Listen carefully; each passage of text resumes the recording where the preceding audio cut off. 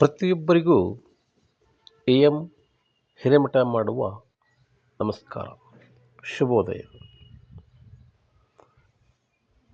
ಒಬ್ಬ ವಿದ್ಯಾರ್ಥಿ ಸಕ್ಸಸ್ಸನ್ನು ಪಡಿಬೇಕಾದ್ರೆ, ಯಶಸ್ಸನ್ನು ಪಡಿಬೇಕಾದ್ರೆ ಏನು ಮಾಡಬೇಕು, ಹೇಗೆ ಓದಬೇಕು ಅಂತ, ಯಾವ ರೀತಿ ಅಧ್ಯಯನ ಮಾಡಬೇಕು, ಹೇಗಾತ ಅಬೌವ್ 95% ಮಾಡ್ತಕ್ಕಂಥ ಕೆಪಾಸಿಟಿನ ಹೇಗೆ ಬೆಳೆಸ್ಕೊಳ್ಬೇಕು ಅಂತ ಪ್ರತಿಯೊಬ್ಬರು ಯೋಚನೆ ಮಾಡ್ತಾರೆ. ನಾನು ಸಕ್ಸಸ್ ಪಡಿಬೇಕಾದ್ರೆ ಯಾವುದಾದ್ರು ದಾರಿದೇನಾ, ಅಡ್ಡ ದಾರಿದೇನಾ, ಅಥವಾ ಬೇಗ ನಾನು ಸಕ್ಸಸ್ ಪಡ್ಕೋಬೇಕಂತ ಜನ ಇಷ್ಟಪಡ್ತಾರೆ, ವಿದ್ಯಾರ್ಥಿಗಳು ಇಷ್ಟಪಡ್ತಾರೆ. ಕಷ್ಟಪಡುವಂಗಿಲ್ಲ, ನಾನು ಹೇಗಾದರೂ ಮಾಡಿ ಹೈಯೆಸ್ಟ್ ಮಾರ್ಕ್ಸ್ ತೆಗಿಬೇಕು, ಹೈಯೆಸ್ಟ್ ಪರ್ಸೆಂಟೇಜ್ ಮಾಡಬೇಕಂತ ಯೋಚನೆ ಮಾಡ್ತಾರೆ ಹೊರತು ಹೇಗೆ ಅದನ್ನು ಸಾಧಿಸ್ಬೇಕಂತ ಯೋಚನೆ ಮಾಡಲ್ಲ. ಹಾಗಾದರೆ ಹೌ ಟು ಗೆಟ್ ಸಕ್ಸಸ್ ಅನ್ನೋದು ಸುಮ್ಮನೆ ಬರಲ್ಲ ರೀ. ಪ್ರತಿಯೊಂದು ಸಕ್ಸಸ್ ವ್ಯಕ್ತಿಯ ಹಿಂದೆ ಅವ್ರದ್ದೇ ಆದಂಥ ಪರಿಶ್ರಮ ಇರುತ್ತೆ. ಅದೆಷ್ಟೋ ಸರಿ ಆ ಯಶಸ್ಸನ್ನು ಪಡೆಯೋ ಮುಂಚೆ ಸೋತಿರ್ತಾರೆ, ಅವಮಾನ ಹೊಂದಿರ್ತಾರೆ. ಎಷ್ಟೋ ಜನ ಅವರನ್ನು ಅಣಗಿಸಿ ಮಾತಾಡಿರ್ತಾರೆ, ಅವಮಾನ ಮಾಡಿರ್ತಾರೆ. ಎಲ್ಲವನ್ನು ಸಹಿಸಿಕೊಂಡು ಮೇಲೆ ಬರೋದಿದೆಯಲ್ಲ, ಅದು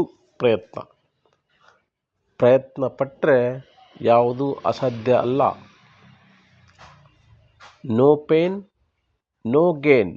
ಹಾಗಾದರೆ ಸಕ್ಸಸ್ ಪಡಿಬೇಕಾದ್ರೆ ಅದಕ್ಕೆ ಬೇಕಾದಂಥ ಕೆಲವೊಂದು ವಿಚಾರಗಳನ್ನು ತಿಳ್ಕೊಂಡಿರಬೇಕು. ನೀವು ಯಶಸ್ಸು ಪಡಿಬೇಕಾದ್ರೆ ನಿರ್ದಿಷ್ಟವಾದಂಥ ಒಂದು ತಂತ್ರಗಳನ್ನು ಬಳಕೆ ಮಾಡಬೇಕು. ನಾನು ಆ ಸುಲಭವಾದ ತಂತ್ರಗಳನ್ನು ಹೇಳ್ತೀನಿ, ಹೇಗೆ ನೀವು ಸಕ್ಸಸ್ಸನ್ನು ಪಡಿಬೇಕು, ಹೇಗೆ ನಿಮ್ಮ ಒಂದು ವಿದ್ಯಾರ್ಥಿ ಜೀವನದಲ್ಲಿ ನಿಮ್ಮದೇ ಆದಂತಹ ಒಂದು ಉತ್ತಮ ಫಲಿತಾಂಶವನ್ನು ಹೇಗೆ ಪಡಿಬೇಕು ಅಂತ ನಾನು ನಿಮಗೊಂದು ಮಾತು ಹೇಳ್ತೀನಿ, ಕಿವಿ ಮಾತು. ತಂತ್ರಕ್ಕೆ ತಕ್ಕ ಶ್ರಮ ಅಗತ್ಯ. ನಾನು ಹೇಳ್ತಿಲ್ಲ, ಇವತ್ತು ಸಚಿನ್ ತೆಂಡೂಲ್ಕರ್ ಒಬ್ಬ ಲೆಜೆಂಡ್ ಕ್ರಿಕೆಟರ್ ಆಗಬೇಕಾದ್ರೆ, ಒಬ್ಬ ರಾಜ್ಕುಮಾರ್ ಇಷ್ಟೊಂದು ಜನಮನ್ನಣೆ ಗಳಿಸಿಕೊಂಡು ಒಬ್ಬ ಮೇರು ನಟ ಆಗಬೇಕಾದ್ರೆ ಏನು ಕಾರಣ? ಅವರ ಹಿಂದೆ ಇರತಕ್ಕಂಥ ಪರಿಶ್ರಮಕ್ಕೆ ತಕ್ಕ ಫಲ ಇದ್ದೇ ಇರುತ್ತೆ. ನಾವು ಪರಿಶ್ರಮ ಪಡೆದೇ ಫಲನ ಪಡೆಯೋಕ್ಕಾಗಲ್ಲ. ಹಾಗಾದರೆ ವಿದ್ಯಾರ್ಥಿಗಳು ಯಶಸ್ಸನ್ನು ಪಡಿಬೇಕಂತಂದರೆ ಹಲವಾರು ತಂತ್ರಗಳನ್ನು ಬಳಕೆ ಮಾಡಬೇಕು. ತಂತ್ರಕ್ಕೆ ತಕ್ಕ ಶ್ರಮ ಅಗತ್ಯ. ವಿದ್ಯಾರ್ಥಿಗಳು ಯಶಸ್ಸನ್ನು ಪಡೆಯಲು ಒಳ್ಳೆಯ ತಂತ್ರವನ್ನು ಉಪಯೋಗಿಸಿಕೊಂಡ್ರೆ ಮಾತ್ರ ಸಾಲದು, ಅದಕ್ಕೆ ತಕ್ಕಂತೆ ಶ್ರಮವನ್ನು ಕೂಡ ಹಾಕಬೇಕಾಗುತ್ತೆ. ಏನು ಅಂಥ ಶ್ರಮಗಳು, ಏನು ಅಂಥ ಟೆಕ್ನಿಕ್? ತುಂಬ ಸುಲಭ. ನೀವು ವಿದ್ಯಾರ್ಥಿ ಜೀವನದಲ್ಲಿ ಯಶಸ್ಸು ಪಡ್ಕೊಳ್ಬೇಕಂತಂದರೆ,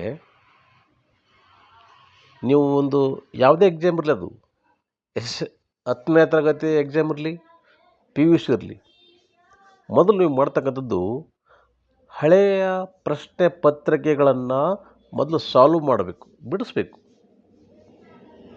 ಅನೇಕ ಮಾದರಿ ಪ್ರಶ್ನೆ ಪತ್ರಿಕೆಗಳನ್ನು ಬಿಡಿಸ್ಬೇಕು.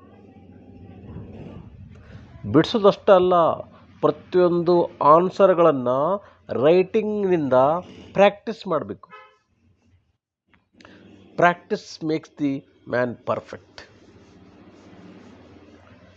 ಅದಕ್ಕಿಂತ ಒಂದು ಮುಖ್ಯವಾದ ವಿಷಯ, ಪ್ರತಿಯೊಬ್ಬರೂ ನಿಮ್ಮ ವರ್ಗಗಳನ್ನು, ಕ್ಲಾಸ್ಗಳನ್ನು ಅಥವಾ ತರಗತಿಗಳನ್ನು ಎಂದೂ ಬಿಡಬಾರ್ದು. ತರಗತಿಗಳಲ್ಲಿ ನೀವು ಫಸ್ಟು ಗಮನವಿಟ್ಟು ಪಾಠ ಕೇಳಬೇಕು.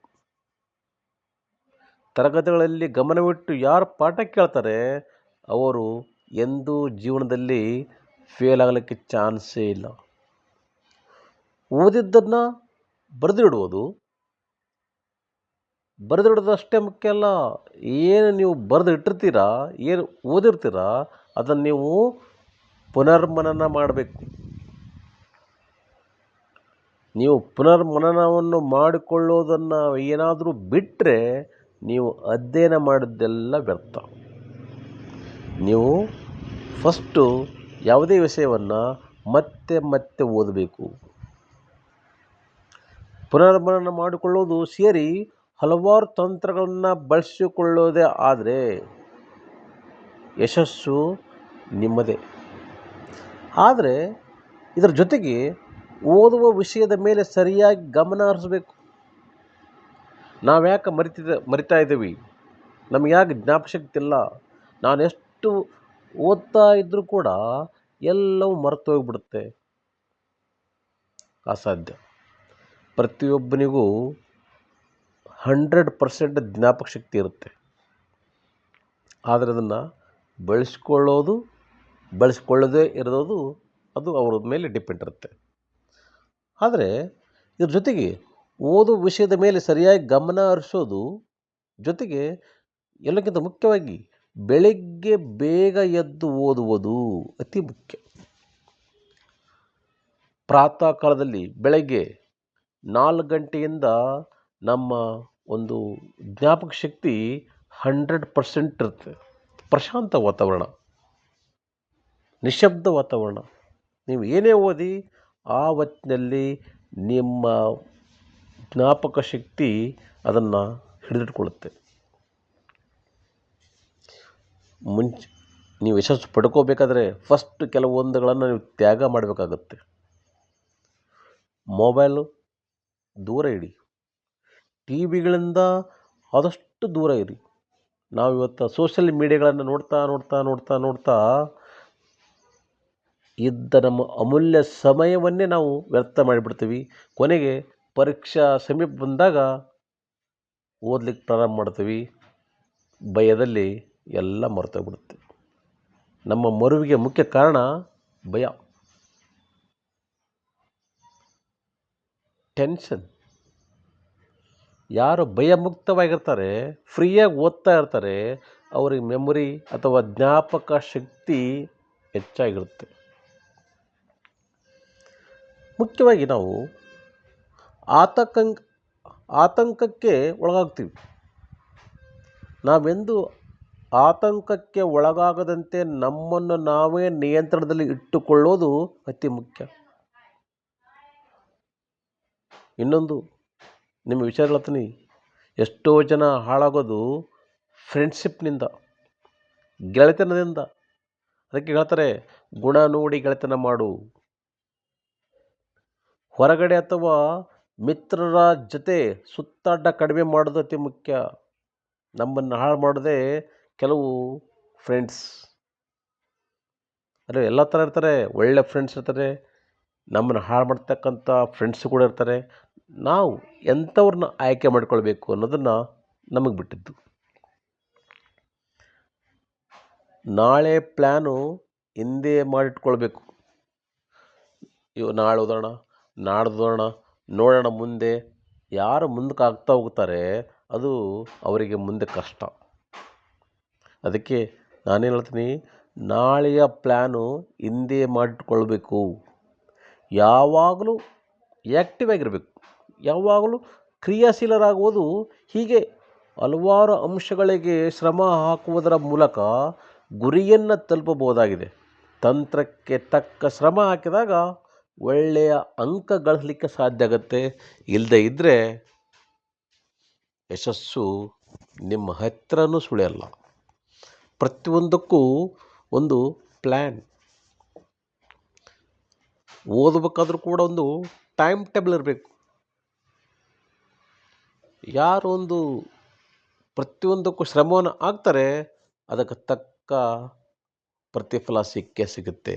ಅದಕ್ಕೆ ಹೇಳ್ತೀನಿ, ನಿಮ್ಮ ಇಂದಿನ ಶ್ರಮ ಮುಂದೆ ನಿಮ್ಮ ಭವಿಷ್ಯಕ್ಕೆ ಉತ್ತಮ ಅಡಿಪಾಯ ಹಾಕುತ್ತೆ. ಎಲ್ಲರೂ ಇದನ್ನು ಯೋಚನೆ ಮಾಡ್ತಾ ತಿಳ್ಕೊಂಡು ಹೀಗೆ ಪಾಲಿಸ್ತಾರಂತ ಅಂದ್ಕೊಂಡು ನಿಮ್ಮೆಲ್ಲರಿಗೂ ನಮಸ್ಕಾರ. ನಮಸ್ಕಾರ. Thank you.